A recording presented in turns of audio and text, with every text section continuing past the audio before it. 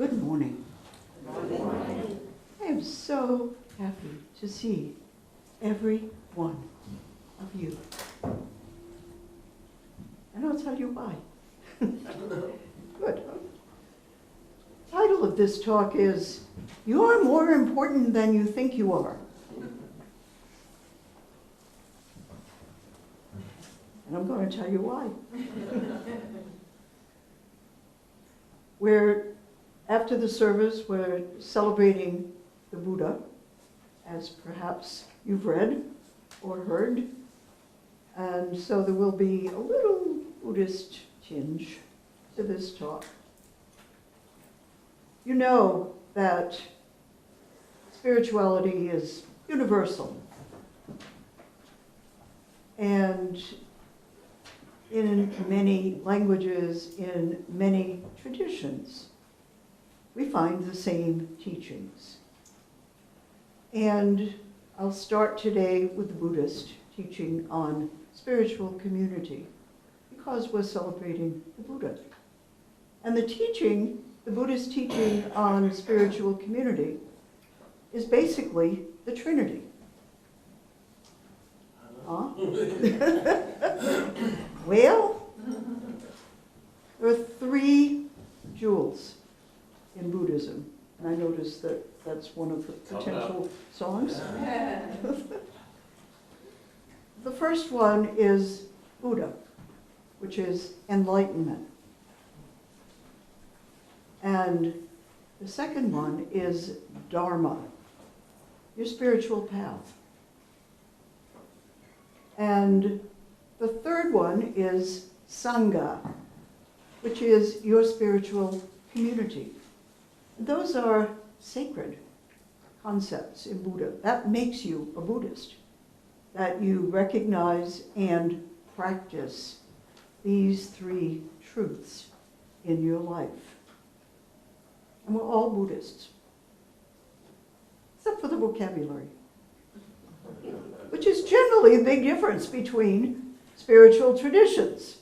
They're all teaching the same thing in different words, with different images, and different icons, and different traditions.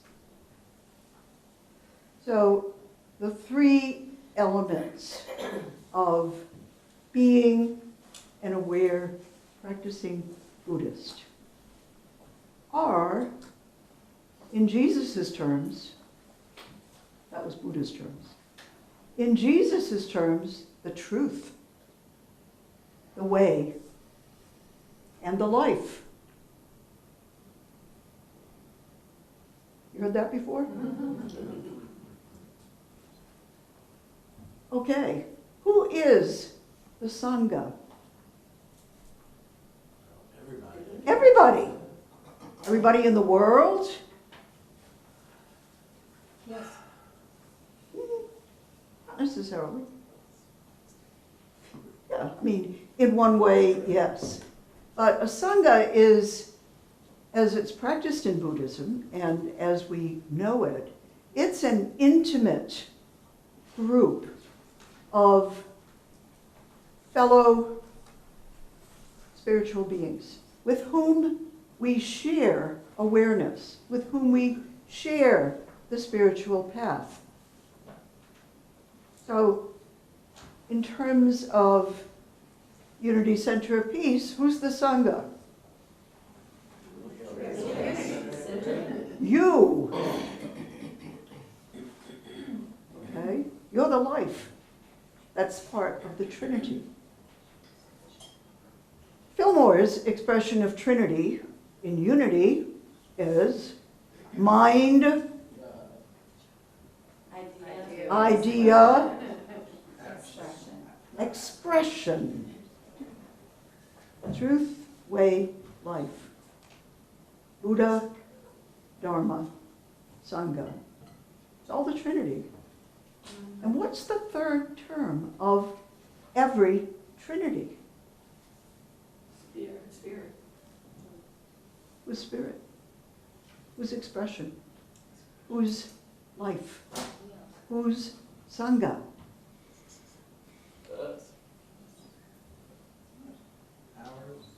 Us. us as members of a community. For most of us, the archetypal trinity, the archetypal sangha is family, right? Father, mother, child. As another expression of the Christian trinity is Father, Son, mind, idea, expression, spirit. Y'all know in the Bible, everybody got the Spirit who was part of the Sangha. Who was the Sangha in the New Testament? Huh? The followers. Which followers? Christian. What? The Christian followers. Way back in the New Testament, they weren't talked about. Who was with Jesus? Who was Jesus' spiritual community? Anybody know? There were 12 of them. The apostles. They're the ones that were hidden away in the room, that the Holy Spirit infused. They were the Sangha with which Jesus grew and taught and created a way. I'm telling you, it's universal. You can find it in every spiritual tradition and in every one. The community that we belong to. Not the street mob that comes and goes. Not the people sitting in the restaurant with you. That's not your community, except in a very, very, very abstract way. In that sense, yeah, all of the world is our community, and that's really the basic meaning of the Trinity. But there's a more intimate distribution. And those people in that community, or those communities that you grow in and with, that share long life experiences with you, us. For those of you who are members of UCP or long-time close friends of UCP, we're the Sangha, one of the Sanghas for you. So when we talk about being beings of light, for instance, what does that mean? Where does our light really shine? Who knows our light?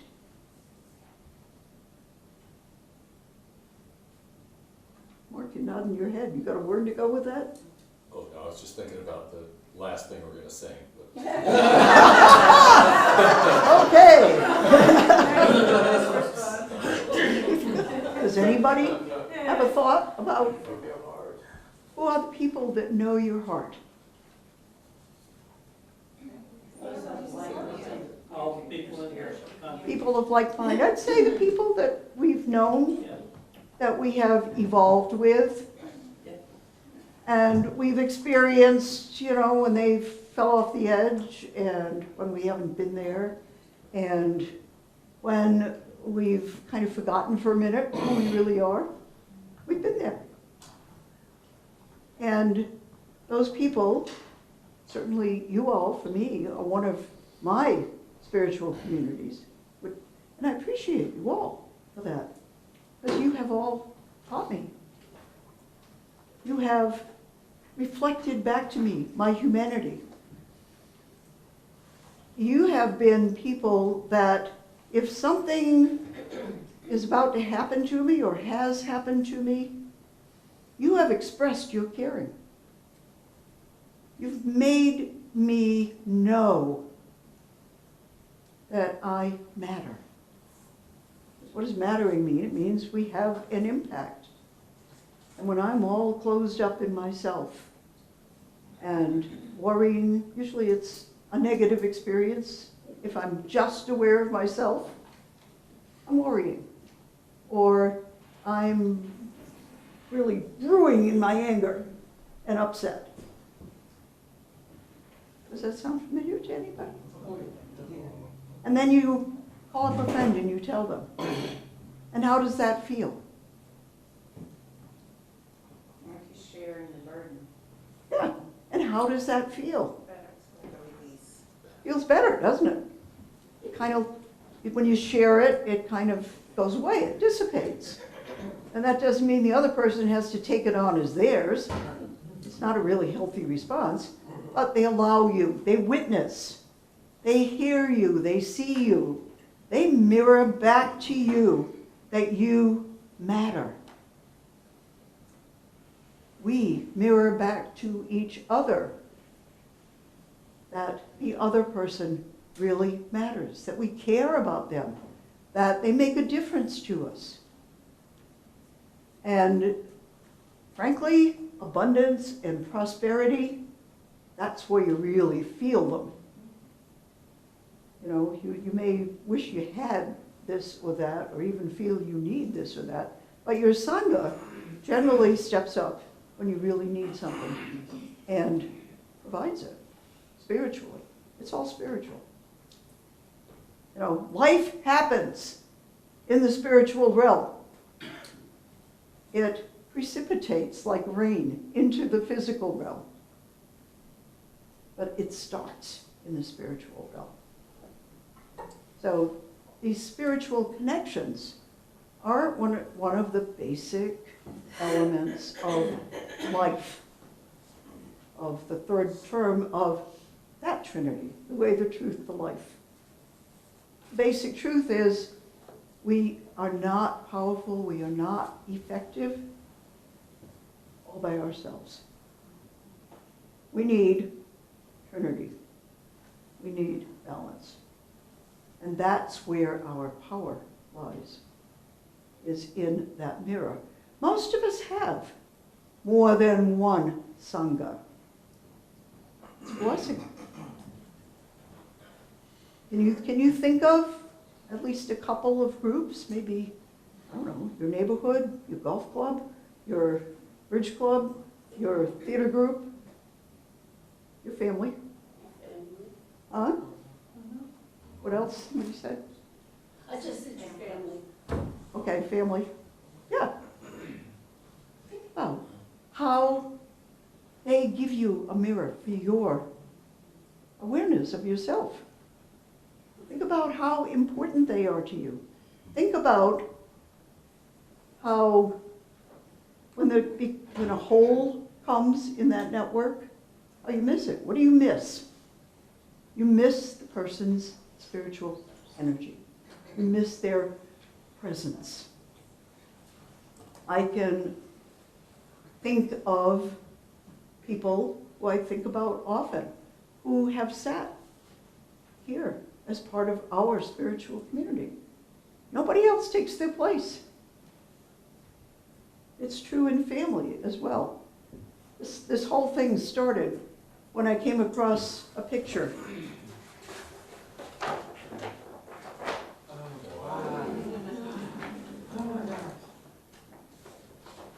If people wanted to hold it up and get the corners, you need more than two hands. And if people in back, walk it down the aisle so everybody can see.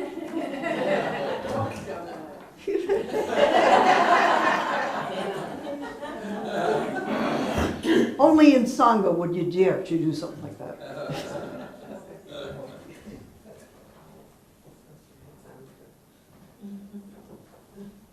Okay, that picture was taken in 1987. And as you look at its configuration, with who's in the middle and who's peripheral, it was my parents' 50th wedding anniversary party. My wife commented this morning, wow, your dad looks really anxious. Yeah, he always looked like that. But I know that both of them believed firmly that because they wanted to get there so bad, it wasn't going to happen. Something bad would happen to them before they reached their 50th wedding anniversary.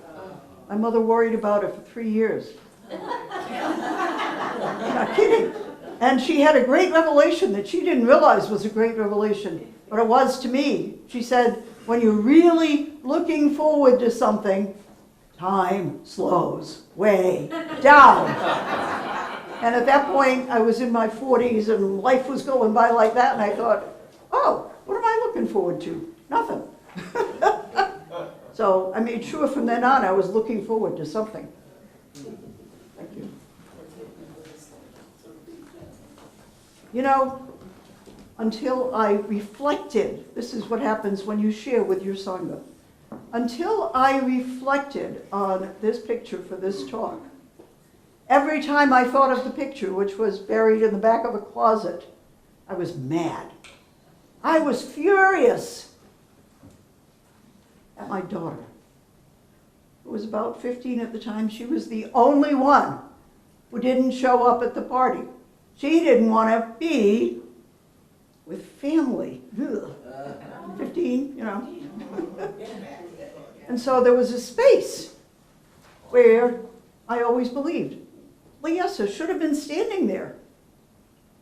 And there was residual anger every time I thought of that picture. I was still pissed at her for that. Now, in the interim, every one of us has changed drastically, right? My parents' kids, my sisters and I, are now grandparents and great aunts.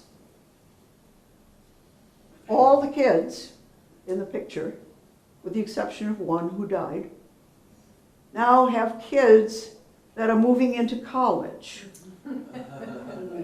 If you can believe that. I look at it, it's like, whoa. There are a number of people who aren't around anymore on this plane. They've made their transition. There are a couple that have left the family through divorce. There are holes. So, how about my feeling about my daughter not being there? You know what? She's very present in my life now, and I'm so grateful. And so I realized I'm not really mad at her anymore about that 1987 picture. That's evolution. That's spiritual evolution.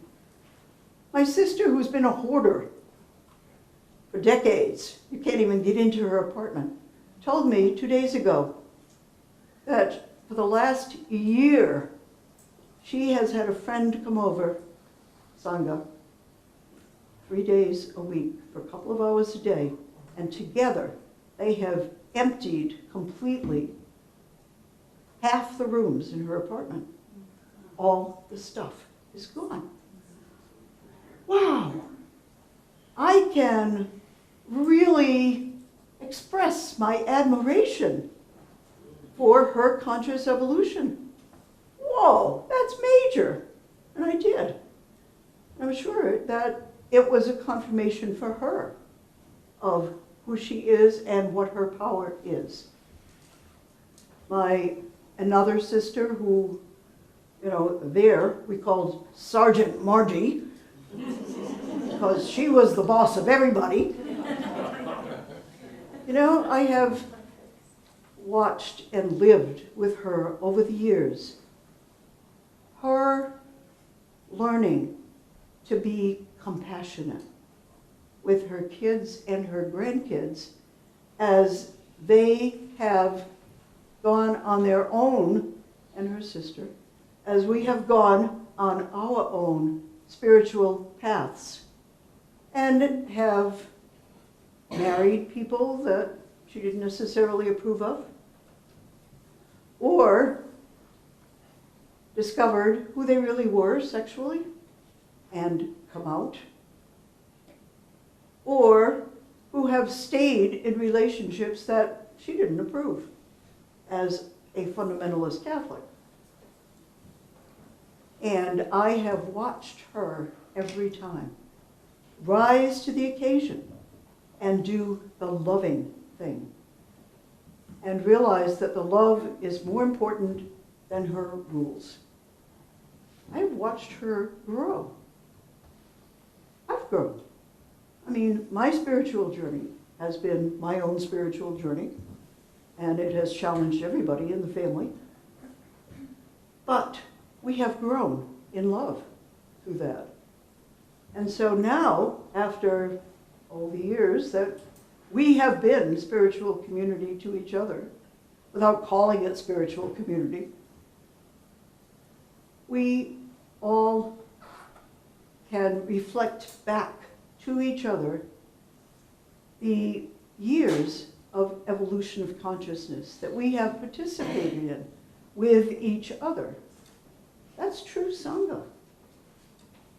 That's spiritual community. It is how we all are the third person, the third element in divinity, in Trinity, in the universe.